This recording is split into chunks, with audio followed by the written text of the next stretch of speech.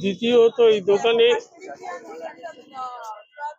যদি কোনো গুপ্ত মিটিং হতো স্বাধীনতা সংগ্রামীদের, তখন আমার দাদু বরাত পেতেন তেলে ভাজা মুড়ি আর চা। উনি ওই মিটিংয়ে তেলে ভাজা মুড়ি আর চা নিয়ে হাজির হতেন। এরকম অনেক মিটিং উনি করেছেন। একবার এরকমই মিটিংয়েতে উনি সুভাষবাবুকেও তেলে ভাজা খাইয়েছেন। তারপর উনি যখন স্কটিশ চার্চ কলেজে পড়তেন তখন আমাদের এই দোকানে দুবারে এসেছেন। আমার দাদু উনার প্রতি এত হয়ে গেলেন যে উনাকে ভগবানের মতন মানতেন।